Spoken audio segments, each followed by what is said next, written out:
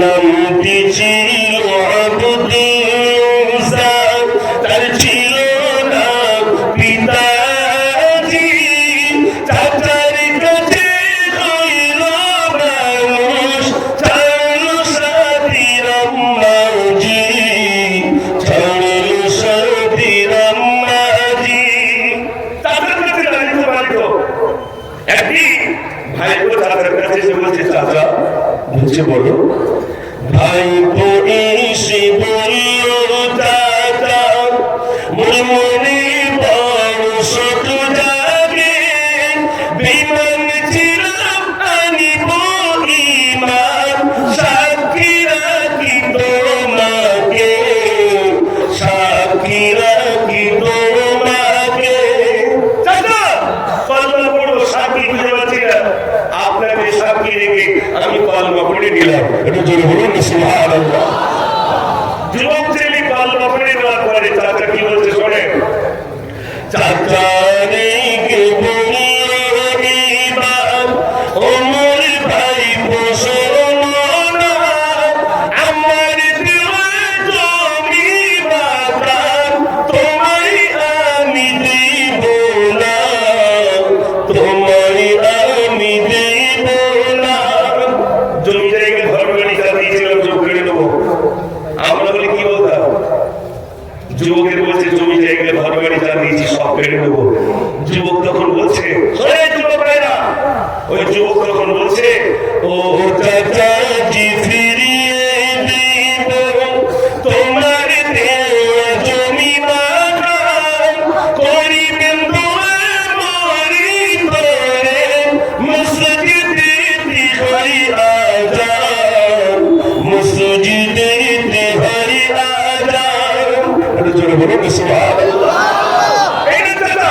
জমি জায়গা ঘর বাড়ি সব দিয়ে দিলাম সব দিয়ে দিলেন চলে যাচ্ছে যুবক ছেলে হেঁটে চলে যাচ্ছে চাচা ডাক্তার ভাই শোনো আপনাকে ভাই বলেছে নাকি জি ভাই বলেছে ভাই শোনো চাচা চাচা বলে ভাই শোনো মূল কাছে দিয়ে সব জমা তাকিয়ে দেখি তোমার পরনে আমার দেওয়া পায়জামা আমার দেওয়া পায়জামা ওই পায়জামাটা আমি কিনে দিয়ে চলে দিয়ে দিতে হবে আগে তো জমি জায়গা ভালো সব কিনে নিল পরে গিয়ে বলছে পরের পায়জামাটা আমি কিনে দিয়ে ছোট দিয়ে দিতে হবে ও যুবক ভাইরা ওই যুবক সাহাবা তখন বলছে ও চাচা জি ফিরিয়ে দিব তোমার দেওয়া পায়জামা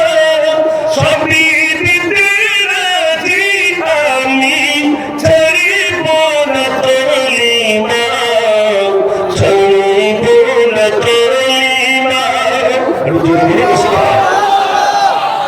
এই না চাচা জমি জায়গা ঘর বাড়ি সব দিয়ে দিলাম পরনের পায়জামাটাও দিয়ে দিলাম উলঙ্গ হয়ে রাস্তা দিয়ে হেঁটে যায় মা দেখতে পেয়েছে আমার যুবক ছিল উলঙ্গ হেঁটে আসে লজ্জায় নিজের দুটো হাত চোখটাকে টিপে ধরে বলছো বাবা তোমার পরিণতি এমন কেমন কি হয়েছে বাবা ছেলেটি তখন বলছে দোষটি আমারই তাই মাতাম দোষটা শোনেন বর্তমান ভারতবর্ষে হিন্দুস্তানের মুসলমানের দোষ একটাই কটা দোষ একটাই যুবক বলছে দোষটি আমারই তাই মাতাম কলিমা আমি পড়েছি তারি বদলে জমি জমা সবই আমি হারিয়েছি সবই আমি হারিয়েছি দোষ আমার এতটুকু কলমা পড়েছি বলে আমার চাচা জমি জায়গা ঘর বাড়ি সব কেড়ে নিয়েছে পরে পায়জামাটা পর্যন্ত খুলে নিয়েছে মা বলছে তুমি কি চাও ছেলে বলছে মা মা কিচ্ছু চাই না এক টুকরা কম্বল দেন ওই কম্বলটা পরে বিশ্ব নবীর দরবারে চলে যাবো এটা জোরে হলো রাসূলের দরবারে চলে যাবো কিচ্ছু চাই না মা আমার সোনা ভাইরা আমার আজও মনে পড়ে 2008-এ হজ করতে গেছি রাস্তাকে যাওয়ায় আমার লিফটে উঠতে একটু ভয় পাই, লিফটে উঠতে ভয় পাই। আমি সিঁড়ির উপরে উঠতাম, যখন সিঁড়ি বেয়ে উঠতাম তখন খালি উঠতে বলতাম নবীজি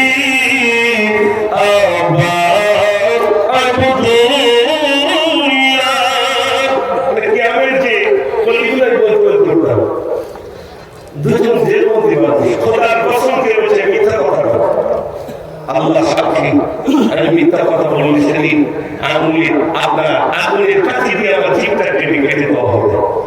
আমি ঘরে বসে আছি, আজিজিয়া বিল্ডিং এ বসে আছি, আমি জানতাম না যে ওনারা দুজন দেবন্দী মানুষ। আমাকে ডেকে বলছে সাহেব আমাদের ঘরে একটু আসবে, তাই বলছে ঠিক আছে যাচ্ছি। যেহেতু অপরিচিত অন্য রূপে আছে, আমি গেছি, গেলে দেখলাম বসে আছে। আমাকে বলছে আপনি একটু ক্যাম্প করুন না। সর্বনাশ, আপনারা ক্যাম্প করবেন তো একটু বলুন না। তা আমি যখন ক্যাম্প শুরু করলাম, দুজন মানুষ ছট করে কাঁদছে আর বলছে কখন যাবো মদিনাতুল মুনাওয়ারা। একটু জোরে বলুন না সুবহানাল্লাহ, একটু জোরে বলবেন না সুবহানাল্লাহ। আজারে কারবারে শুনে নেন, আমি জিজ্ঞাসা করেছিলাম, আমার সঙ্গে তারা সালাতু সালাম করেছেন, আমি জিজ্ঞাসা করেছিলাম আপনাকে খালি পায়ে ঘরে কেন? তারা বলেছিলেন এই মদিনায় আমার রাসূল পাকের কদম কোথায় পড়েছে জানি না, যদি আমার জুতো সেখানে পড়ে বেয়াদবি হয়ে যাবে, এই জন্য আমি এই মদিনা এবং মক্কা শরীফে আমি জুতো পায়ে দিয়ে ঘুরি না। একটু জোরে বলুন না সুবহানাল্লাহ। এর নাম হলো রাসূল প্রেমিক, ঠিক কি না? এর নাম হলো রাসূল প্রেমিক। ও যুবক ভাইরা শোনেন, আপনার এখানে সব যুবক রাসূল যুবকদের ভালোবাসতেন, প্যার করতেন। রাসূল করিম সাল্লাল্লাহু আলাইহি ওয়াসাল্লাম যুবকদের উদ্দেশ্য করে বলেছেন, ও যুবকেরা, একটা বুড়ো মানুষ জান্নাতে যাবে না, সব যুবকেরা যাবে। বুড়ো সাহাবারা বললেন ইয়া রাসূলুল্লাহ আমাদের উপরে কি হবে? আল্লাহর নবী বললেন তোমাদেরকে যুবক বুড়ো থেকে আল্লাহ সেদিন জন করিয়ে যুবক বানিয়ে আল্লাহ জান্নাতে দিয়ে দেবেন। জোরে বলুন না সুবহানাল্লাহ। তাহলে যুবকদের অবদান আছে না? জোরে বলেন। আপনার এখানে যত যুবক বসে রয়েছেন, 15ই আগস্ট স্বাধীনতা পতাকা উঁচু তৈরি করবো। আজ পর্যন্ত আপনারা কি করেন না? করেন। আমরা কলকাতার বুকে, আমরাও ফুলবাগার বুকে আমরাও স্বাধীনতা পতাকা উত্তোলন করি করব। হিন্দুস্তানকে আমরা ভালোবাসি, প্যার করি, মহব্বত করি। এক ইঞ্চি জমি কোন পার্শ্ববর্তী দেশের দিচ্ছি না, আপনি বলেন দেব না। আমরা হিন্দুস্তানকে ভালোবাসি না, বাসি না? কেমন বাসি একটুখানি শোনেন। আমি গজল লিখেছিলাম, ভারতবাসী ভারতবাসী ভারতবাসী গো, ভারতবাসী ভারতবাসী ভারতবাসী গো, সমৃদ্ধির পতাকাটি আমরা তুলিব, আমরা তুলিব, আমরা তুলিব। ভারতবাসী ভারতবাসী ভারতবাসী গো, ভারতবাসী ভারতবাসী ভারতবাসী গো। মন্দিরে খুদির আমির আশফাকুল্লাহর বলিদানের দেশ, রবীন্দ্রনাথের নজরুলেরই জন্মভূমির দেশ। কতজনের নাম বললাম? জোরে বলে তিনজন। খুদির আমির আশফাকুল্লাহর বলিদানের দেশ, রবীন্দ্রনাথের নজরুলেরই জন্মভূমির দেশ। ক্ষুদিরাম চিনি, নজরুল ইসলাম চিনি, রবীন্দ্রনাথ ঠাকুর চিনি, আশফাকুল্লাহকে চেনেন? মুখে দাড়ি ছিল তো, মাথায় ছিল টুপি, ইতিহাসে নাম দেয়নি। যদি ইতিহাসে নাম দেয় তাহলে মানুষ জেনে নেবে আলেমদের অবদান হিন্দুস্তানের বুকে রয়েছে। তাই কি করলো? কৌশল করে ইতিহাস থেকে নামটা মুছে দেওয়া হলো। আশফাকুল্লাহকে ইংরেজরা বন্দী করলো। যুবক ভাইয়েরা শোনেন, আশফাকুল্লাহকে বন্দী করার পরে আশফাকুল্লাহকে বলছে ইংরেজরা, আশফাকুল্লাহ ফাঁসি দেবো, ফাঁসি দেবে, আমাকে একটু ওজন করো। ওজন করে কি হবে? আমাকে ওজন করো। ফাঁসির ভয়েতে যদি ওজন কমে যায় ইতিহাসের পাতায় লিখে দেবেন কাপুরুষ আশফাকুল্লাহ। আমার ওজন যা ছিল যদি তাই থাকে ইতিহাসের পাতায় লিখবেন সুপুরুষ আশফাকুল্লাহ আমার ওজন যা ছিল তাছাড়া যদি বেড়ে যায় ইতিহাসের পাতায় লিখবেন বীর পুরুষ আশফাকুল্লাহ। একটু জোরে বলুন না সুবহানাল্লাহ। আশফাকুল্লাহ ফাঁসির 15 দিন আগে ওজন হচ্ছে, যেদিন ওজন হচ্ছে সেদিন ছিল 100 কেজি। যেদিন ফাঁসি হবে আশফাকুল্লাহকে বলছে, আশফাকুল্লাহ মায়ের সঙ্গে দেখা করতে চাও? না, দেখা করতে চাই না, আমাকে একটু ওজন করুন। ওজন করে কি হবে? বলছে ফাঁসির 15 দিন আগে ওজন করেছিলেন, আজকে ফাঁসির ময়দানে ফাঁসির দড়িতে ঝুলো, আমাকে একটু ওজন করা হোক। ফাঁসির 15 দিন আগে ওজন ছিল কত? 100। যেদিন ফাঁসি হবে সেদিন আশফাকুল্লাহ ওজন নিয়ে দাঁড়িয়েছে 150 কেজি। একটু জোরে বলুন না সুবহানাল্লাহ। জোরে বলতে পারবেন না সুবহানাল্লাহ? এটা ছিল আলেমের অবদান। আপনারা তৈরি করেছেন আলেমের কারখানা। ও সোনার ভাইয়া, এখান থেকে আলেম তৈরি হচ্ছে। আমি কোরআনের কথা, হাদিসের কথা আপনাদের কাছে তো শোনাবো, কিন্তু ওটাও ঠিক ঠান্ডা খুব বেশি পড়ছে বলে মনে হয় না। অনেক কি দূরে বাড়ি, কাছাকাছি বাড়ি? দূরে আছে, কাছে আছে। আসলে আমাদের দিকেও সারা রাত হয়, সারা রাত জলসা হয় না। কেন হয়? সারা রাত জলসা শুনবো না, ফারিস্তারা কিছু সব কিছু কি মারবে, আল্লাহর কাছে যাবে। ফারিস্তারা কি আল্লাহ জিজ্ঞেস করে, ফারিস্তারা কি দেখে এসেছো? ফারিস্তারা বলবে, আল্লাহ তোমার বান্দার এক জায়গায় বসে তোমার নাম নিচ্ছে। আল্লাহ বলবে, ফারিস্তা তারা কি আমাকে দেখেছে? ফারিস্তারা বলবেন, আল্লাহ তা দেখেনি। আল্লাহ অনেক কথা বলার পরে বলবেন, যাও আমার ফারিস্তারা তোমরা সাক্ষী থাকো আমার ওই সমস্ত বান্দাদিকে জীবনের ত্রুটিগুলো আমি রব্বুল আলামিন ক্ষমা করে দিলাম। বলুন না সুবহানাল্লাহ। সেই যুগের কথা মনে আছে? আল্লাহ কারণ মনে নেই? কি কি মনে রয়েছে? জমি জায়গা বাড়ি সব দিয়ে দিল, পারবে কি? কিচ্ছু না। ভাই আমার মায়ের কাছ থেকে একটা কম্বল দিলেন, কম্বলটা টুকরা করলেন, এক টুকরা পরনে এক টুকরা গায়ে। মক্কা থেকে মদিনায় হেঁটে হেঁটে চললেন আল্লাহ রাসূল সাল্লাল্লাহু আলাইহি ওয়াসাল্লামের ভাইরা আমার মসজিদে নববী শরীফে একটা পিলারের গোড়ায় হেলান দিয়ে বসে রইলেন। বিশ্বনবী সাল্লাল্লাহু আলাইহি ওয়াসাল্লাম নামাজ শেষে দিয়ে যুবক গায়ে পরনে ছাড়া কম্বল, চুলগুলো এলোমেলো, বস্ত্রটা ছাড়া। রাসূল জিজ্ঞাসা করলেন, বাবা তোমার পরিণতি এমন কেন? ছেলে বললেন, রাসূলুল্লাহ আমি কলমা পড়েছি বলে জমি জায়গা বাড়ি সব কিনে নিয়েছে, পরনের পায়জামাটা পর্যন্ত খুলে নিয়েছে। আল্লাহ রাসূল বললেন, যুবক তোমার নাম কি?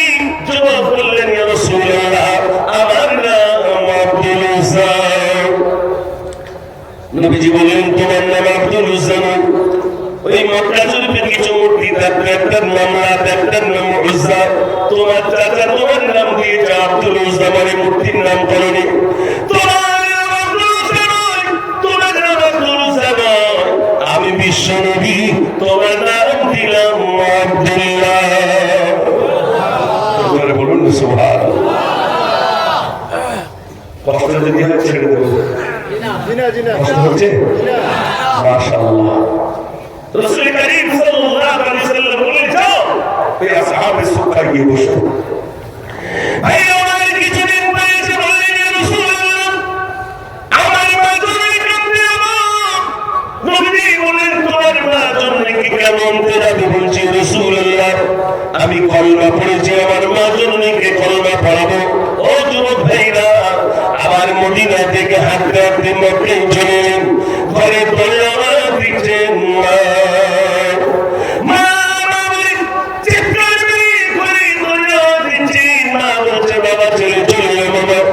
আবু জেহেল এসেছিল তলোয়ার নিয়ে, বলে তোর ছেলে কেন কলমা পড়েছে বল। যদি তোকে দেখতে পাই শেষ করে দেবে, আমি চলে যাই। আমার সামনে আমার সন্তান শহীদ হয়ে যাক, ছোট হয়ে যাক, বাবা তুই চলে যা। ছেলে বলে, মা একটা বারের জন্য করে তোর করুন, আমি প্রাণ ভরে আমার মা জননীকে দেখে নেব।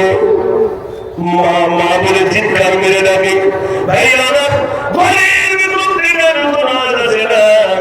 মা মা মা মা বলে চিৎকার করে ডাকে, কোন আওয়াজ করেছে না। এক ডাক্তার ঘরের ভিতরে প্রবেশ করলেন, দেখলেন মা জন্মিয়া নাই। মা জন্মে ক্ষত বিক্ষত দেহটা পড়ে রইল। মা জন্মের পরে ধরে ধরে কাঁদে বলে, মা ও মা, কর্ম করেছি ওই জমি জায়গা ঘরবাড়ি সব চলে গেল, পরনের পায়জামাটা চলে গেল।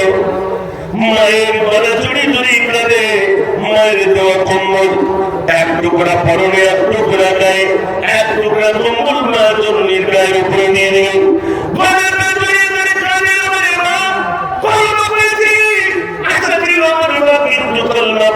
কিন্তু নসিব হলো না।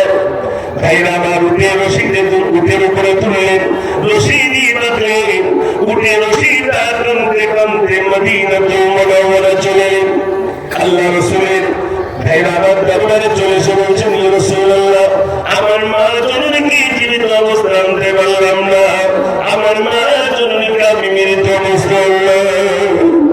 ইয়া রাসূলুল্লাহ, আমার জমিতে ঘরবাড়ি সব চলে গেল, পরনের পায়জামাটা চলে গেল, জমি জায়গা ঘরবাড়ি সব চলে গেল, আমার আর কিছুই প্রয়োজন নেই রাসূলুল্লাহ, আমার মা জননী চলে গেল। ইয়া রাসূলুল্লাহ, আমার জীবনটা আমি ইসলামের জন্য কুরবানি করে দেব। মহব্বত করে বলুন সুবহানাল্লাহ। ওই আওয়াজ নেই না সুবহানাল্লাহ? একটু জোরে বলুন না সুবহানাল্লাহ। আচ্ছা, ময়দান থেকে একজন তো বিদাত চলে ঘুরে গেল, ওই খালি গলায় একজন আওয়াজ দেন, নারে তাকবীর, আল্লাহু হ্যাঁ তাকবীর, বলে নারী ইসলামে বলে, একদম জোরে দাঁড়িয়ে বলে, একটু ঘুমিয়ে না। নারে রিসালাত, নারে রিসালাত, নারে তাকবীর, মাশাআল্লাহ মাশাআল্লাহ মাশাআল্লাহ। এই নম্বর যুবক দেখেন, সেই মুস্কানের কথা মনে আছে? ও বন্ধুরা, মুস্কানের কথা মনে আছে? মরণ করার আগে একবার না তোমার, যদি আমার সামনে থেকে আমার ইমানকে কেড়ে নিতে চাই, সেদিন আল্লাহু আকবার বলবো না বলবো?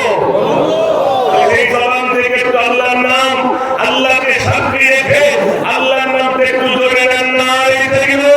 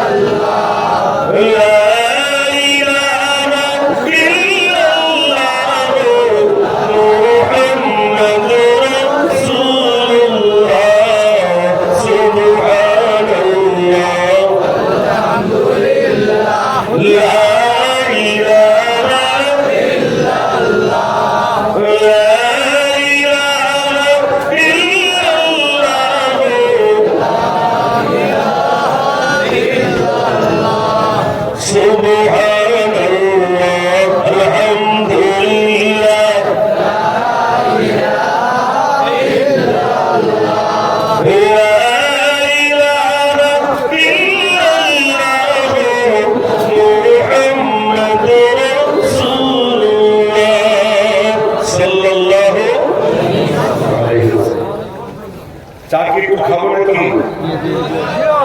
আপনাদের তো ঠান্ডা, আপনাদের তো খাওয়া হয়নি, আর আমি যদি খাই কষ্ট হবে না তো?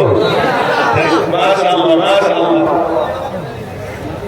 বলে শুনবেন, একটু জোরে বলে নাম শুনবেন, রাসূলের সাথে শুনবেন। মাশাআল্লাহ, একটা গজল বলি, একটা না বলি, জীবনে বহু রাত লিখেছি। শোনেন, আল্লাহ রাসূল সাল্লাল্লাহু আলাইহি ওয়াসাল্লাম যখন মক্কা থেকে মদিনায় হিজরত করলেন, মক্কার মানুষ টিকতে দিল না। রাসূল চলে গেলেন মদিনায়। মদিনায় চলে গেলেন। মদিনা থেকে না সদলবন্দি মক্কা বিজয়ের লোকরা আসে। একটা বুড়ি বাড়ির সমস্ত মালপত্রগুলো বোঝা করে রাস্তায় দাঁড়িয়েছে, চলে যাবো। মনে আছে আপনাদের? আল্লাহ রাসূল সাল্লাল্লাহু আলাইহি ওয়াসাল্লাম বুড়িটার কাছে এসে জিজ্ঞেস করছেন, ও বুড়ি মা কোথায় চলো এই বোঝা মাথায় নিয়ে এসেছে মুহাম্মদ চুলিদারি ভাই। বুড়িমা কোথায় যাচ্ছে? বুড়িমা থমকে দাঁড়িয়ে গেলেন। রাসূল জিজ্ঞাসা করছেন, শোনো শোনো বুড়িমা, মন কাছে তুমি বলো না কি দিয়েছি বেটা তোমার, কি করেছি বলো না, গাতিলি কানারা তোহিদার, আমি তোমার ছেলে, গ্রাম ছেড়ে কেন তুমি এমন ভাবে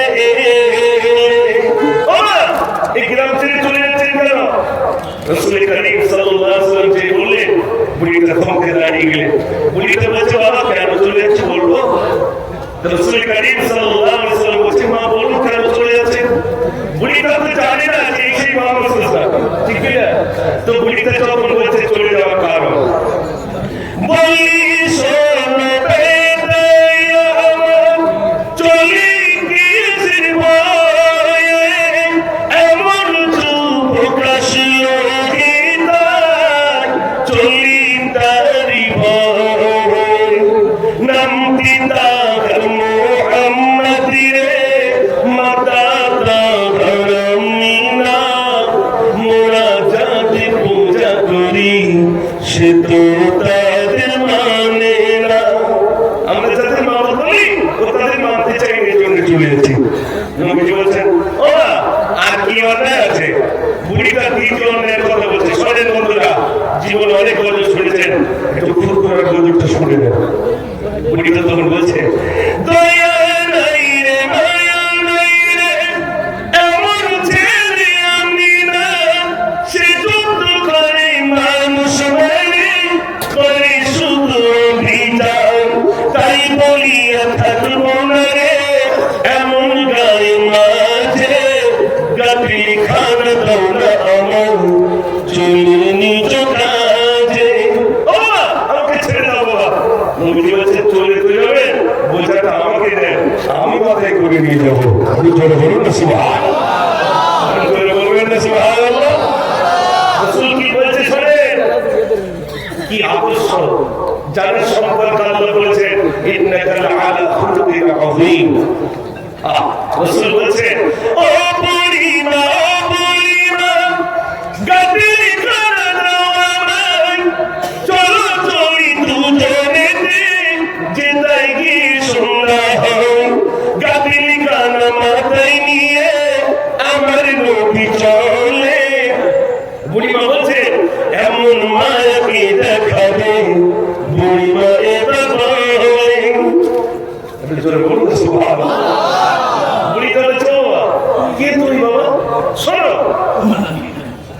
ওই মক্কার মুহাম্মদ না হয়ে যদি তুমি হবে, আমি গ্রাম ছেড়ে চলে যেতাম না। জোরে বলবেন না সুবহানাল্লাহ। বুড়ি তো জানি না, বুড়ি বলে ফেললেন, মুহাম্মদ কোথায় আসিয়া, বাবা তুমি যদি আসিতে, গ্রাম ছেড়ে না আসিতাম, থাকতাম আমি খুশিতে, এমন মায়া তোমার বাবা, তোমার নাম কি বলো? নবীজি বলছেন, ও বুড়িমা বলবো আমি, কোথায় যাবে চলো। ওমা চলে, কোথায় যাবেন? রাসূলের কথা বোঝা আর পিছনে বুড়িটা যাচ্ছে, আর শুধু আগে বলে বলছে, ও নামটা একটু বলো। নবীজি বলছে, মা বলো, চলুন না। মিশকাত শরীফের ভিতরে এসেছে, আল্লাহ রাসূল সাল্লাল্লাহু আলাইহি ওয়াসাল্লাম বোঝাটা রাখলে চলে যাচ্ছে। বুড়িটা এবার বলছে, ও সে নামটা তো তুমি বললে না বাবা। বুড়িমা বলে, বাবা ছেলে এবার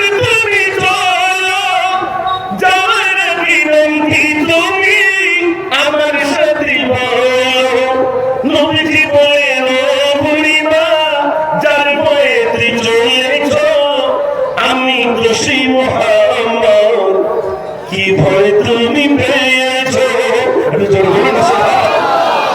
মহব্বত করে বলুন না সুবহানাল্লাহ। নাই বুড়িমা যেই বলেছে যার বিরুদ্ধে এত কথা বলবো সেই আমার বুড়িমারা সিদ্ধান্ত নিচ্ছেন। শোনেন বুড়িটা কি সিদ্ধান্ত নিচ্ছে। আমরা তো অনেকেই বলি মুসলমানরা কি জোর করে হিন্দু ভাইদেরকে তলোয়ার দেখিয়ে দেখিয়ে ইসলাম কবুল করেছে। এটা সত্য না মিথ্যা? শয়তান বিশ্বাস করবে? শয়তান বিশ্বাস করবে? শয়তান বিশ্বাস করবে না। এই বুড়িটা কি হয়েছিল শোনেন। বুড়িটা তখন বলছে, শোনো বাবা, রাসূলকে ডেকে বলছে, শোনো বাবা,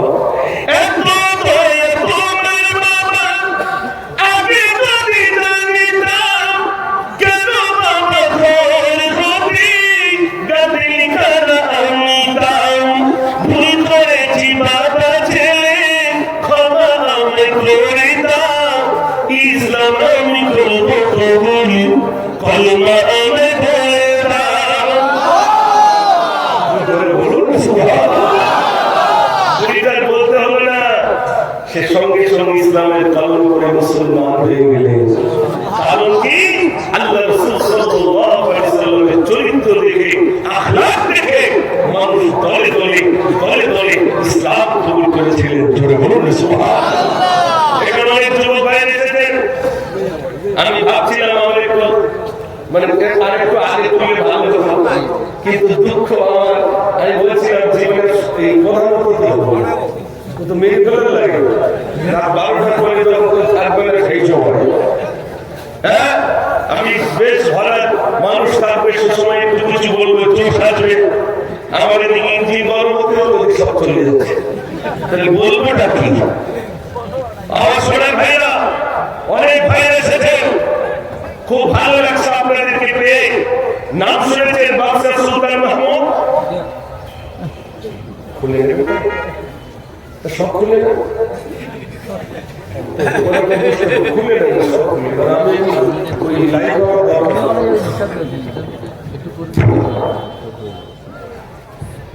সর্বসাধারণ আগে পড়ে চলে না।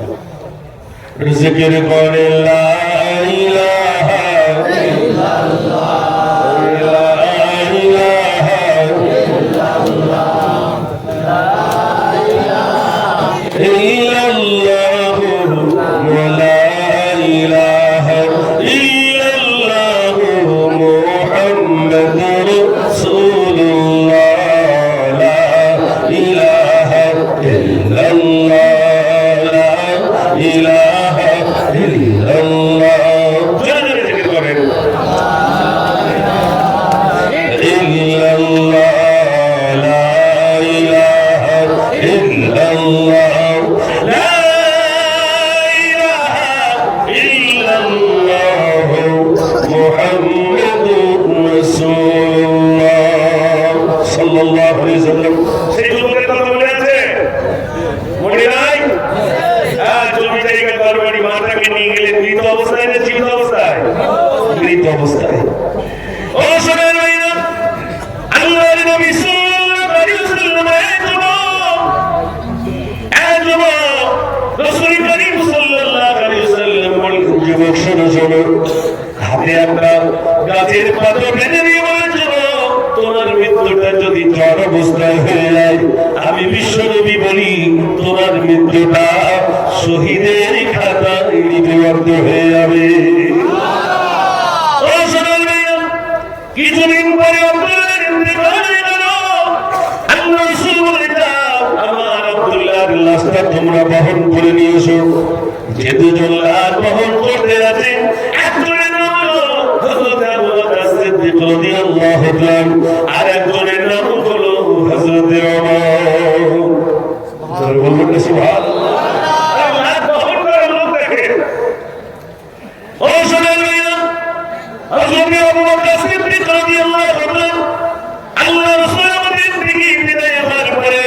অনেকেই বলেন রাসূল ইন্তেকাল করেছেন, কিন্তু না, আল্লাহর নবী জীবিত। আমি একটা গজল বলছিলাম, আপনারা অনেকেই এখানে হয়তো জানবেন না, আমাদের কলকাতায় আমি বলেছিলাম, চল চল সবই মিলে মদিনাতে যাই, তবু জগবুজ নিচে নবীজি ঘুমায়। এটা জোর বলুন না সুবহানাল্লাহ। আমাকে বলছে আমি স্টেজ থেকে নামলাম, চলে যাচ্ছে, আমাকে দরজা ধরলো। কি হয়েছে বলুন? আপনি কেন বললেন নবীজি ঘুমায়? নবীজি তো আমাদের জন্মে বলছেন ইয়া উম্মতি ইয়া উম্মতি, আমার মাতির কি হবে? চোখের পানি ছেড়ে কবর কাদা করে ফেলেছে, আর আপনি কেন বললেন নবীজি ঘুমায়? আমি বললাম উত্তরটা এক্ষুনি দিতে হবে না, পরে বলে এক্ষুনি দিতে হবে, না তো গাড়ি দরজা ছাড়বো। আর যুবক নিয়ে গেলে সমস্যা আছে না? ঝগড়া বলেন না, সমস্যা। আমি বললাম শোনেন, আল্লাহ রাসূল সাল্লাল্লাহু আলাইহি ওয়াসাল্লাম যখন মক্কা থেকে মদিনায় হিজরত করলেন, হিজরতকারীর সঙ্গী ছিলেন হযরত আবু বকর সিদ্দিক রাদিয়াল্লাহু তাআলা। যখন ওই গাড়ে সুরের ভিতরে আত্মগোপন করলেন, সমস্ত গর্তগুলো বন্ধ করলেন, একটা গর্ত বন্ধ করতে পারেননি, পা দিয়ে চেপে রেখেছিলেন। বিষাক্ত সাপ আমার রাসূলকে এক ঝলক দেখবে, কোন দিক দিয়ে দেখার সুযোগ পায় না। পায়ে কি করলেন? আঘাত করলেন, দংশন করলেন। বিষের ক্রিয়ায় আল্লাহ রাসূল সাল্লাল্লাহু আলাইহি ওয়াসাল্লামের চেহারায় হযরত আবু বকর সিদ্দিক রাদিয়াল্লাহু তাআলা চোখের পানি কয়েক ফোঁটা রাসূলের চেহারায় পড়ল। রাসূল বললেন, আবু বকর ঘরের কথা মনে পড়ে গেল নাকি? ইয়া রাসূলুল্লাহ, না। তবে ইয়া রাসূলুল্লাহ, একটা সাপে দংশন করেছে। রাসূল বললেন, আবু বকর তোমার পাটা আমার দিকে দাও। গাল থেকে থুতু মোবারক বার করে লাগিয়ে দিলেন। হযরত আবু বকর সিদ্দিক রাদিয়াল্লাহু তাআলা সঙ্গে সঙ্গে সুস্থ হয়ে গেলেন। বলুন না সুবহানাল্লাহ। আপনারা বলুন, কাল যদি কারো সাপে কামড়ায়, আমি মুজাফফর যদি বলি ভাই আমার কাছে একটা থুতু দিন, সার মেরে মারবে। আরে সার মেরে মারবে? আমার থুতু আমার রাসূলের থুতু এক না আলাদা? আলাদা। বলে কি করে আমাদের মতো? বলে কি করে আমাদের মতো? আমার থুতু আমার রাসূলের থুতু আলাদা, আমার ঘুম রাসূলের ঘুম আলাদা। আমি ঘুমালে ওযু ভাঙে, রাসূল ঘুমালে ওযু ভাঙে না। সুবহানাল্লাহ। জোরে বলুন না সুবহানাল্লাহ। আরে মন সম্রাট সৈন্য বাহিনীতে ঢুকিয়ে দেখেছো সারা বিশ্বের নেতার চেয়ারটা কেমন? ভাই আমার মন সম্রাটের সৈন্য থেকে দেখেছো জীবন অনেক সিংহাসন দেখলাম, কত সিংহাসন দেখলাম, মণি মুক্ত দিয়ে খচিত আপনার সিংহাসন, যে সিংহাসন দূর দূরান্ত থেকে মানুষের আগমন ঘটে, এমন একটা সিংহাসন দেখলাম। বিশ্বনবী সাল্লাল্লাহু আলাইহি ওয়াসাল্লামের সিংহাসনটা দেখলাম একটা খেজুর পাতা দিয়ে বানানো একটা চেটাই, ওই চেটাই হলো আমার রাসূলের সিংহাসন। সুবহানাল্লাহ। বলুন না সুবহানাল্লাহ। রাত হয়ে গেছে তো সুবহানাল্লাহ তো পরিবার বার হয় না, হ্যাঁ বার হয় না, তারপরে যেন জোর করে পেশা দিয়ে বার করতে চলছে হবে সবই ঘুম পাচ্ছে। ও সোনা ভাইরা, বিশ্বনবী সাল্লাল্লাহু আলাইহি ওয়াসাল্লাম সোনা ভাইরা আমার রসুলের বিষয় হুজুর আর বলবো বলছে বলো, বলছে আপনি যদি গভীর রাতে কোন রাস্তা দিয়ে হেঁটে যান, সকালবেলা কেউ বলবে না এই রাস্তা দিয়ে রোম সম্রাট হেঁটে গিয়েছিল।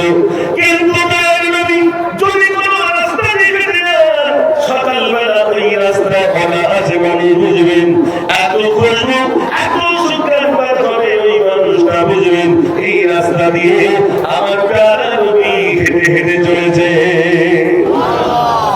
এখন গায়ে খবর রোম সম্রাটের সৈন্য চুলার বলতে ভালো বলছে আপনার যদি খাম থাকি দূর থেকে দেখলে মনে খবরটা খাম, কিন্তু আমার রাসূলের চেহারায় যদি খাম থাকি দূর থেকে দেখলে মনে খবরটা খাম নয়, খাম নয়, বরং মুক্তর দ্বারা বলে আমার রাসূলের চেহারায় ঝুলেছে। আমার যুবক ভাইরা, রাত হয়ে গেছে, আর জ্বালাতন করবো না। অসুবিধা হচ্ছে না তো? মাশাআল্লাহ মাশাআল্লাহ। একবার তো পিতা নারে তাকবীর, সেই আওয়াজটা একটু হলো। আরে লোক কমটা কি, লোক কমটা কি? ওহদের প্রান্তে বদরের যুদ্ধে যত যুদ্ধ হয়েছিল মুসলমানের সংখ্যা কম ছিল না বেশি? তাই আপনারা কম